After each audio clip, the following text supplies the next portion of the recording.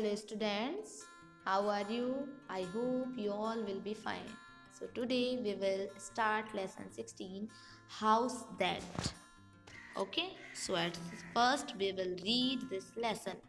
How's that?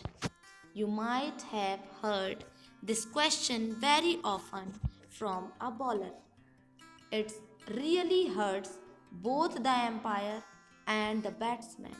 For a bowler, it is twice disgusting.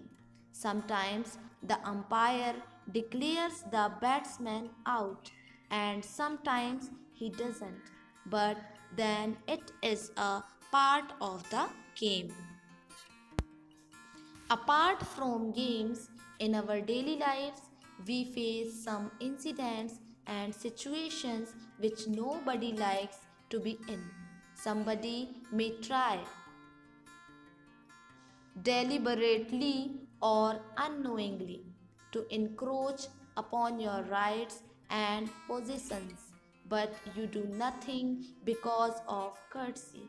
At that time, you just compromise with your ideals and sit quietly. Have you ever thought of it after the incident? How humiliating is it? Does your conscience allow all this? In fact, it has become everybody's habit and we have become used to it. But there are some people who don't take it so easily. Once, Anil had to go from Indore to Harda to see his friend Sunil, as it's a 5-hour journey. He went to the bus stop well in time and got his seat reserved. In order to enjoy the greenery and beauty of nature spread on either side of the road, he preferred a seat near the window. He went to a restaurant and had some snacks. As the bus was to depart after 20 minutes, when the bus was about to depart, Anil got into the bus and found a stranger sitting on the seat reserved for him.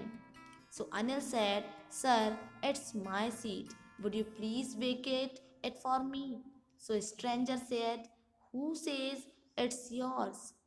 Again, Anil said, Sir, it is allotted to me by the conductor and I have paid for it. You please go to him and get another seat for yourself. So stranger said, Why are you disturbing me? Go away and get some other seat. I will not change this seat. Anil called the conductor and asked him to get his seat vacated. The conductor asked the stranger to vacate the seat, but he did not listen to him too. So conductor said, Sir, I shall give you another seat, but please vacate this one for him. So stranger said, Why don't you give him another seat? Now don't try my patience. I am already tired. So conductor said, But sir, this seat is reserved for him. Meanwhile, the bus was delayed. Everybody was cursing the stranger and shouting at him, but he wouldn't move. However, the matter seemed to come to an end.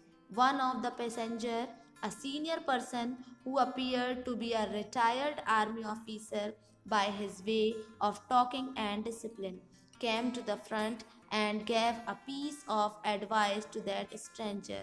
It worked and he was ready to vacate the seat. Anil got into his seat and the bus started. He got absorbed into the outside scenery, but the behavior of the stranger hurt him deeply. He thought if his experience was worth something, he had learned that it's bad to snatch and encroach upon others' possessions. He reached Harda and was received by Sunil at the bus stop. Sunil found his friend very upset, for he knew Anil to be amiable and joyous by nature. On their way to Sunil's home, they had to stop at the traffic signal as it was red. Suddenly, a teenager came on his bike and passed through without caring for the red signal. Again, Anil was upset, but he kept mum, whereas Sunil took it very easily. As they moved ahead, the same boy was found lying on the road with a broken leg, as he had got his bike dashed against a truck. They took him to the civil hospital and informed his family members. At night, after dinner, the two friends were talking. Sunil said, "What's the matter, Anil?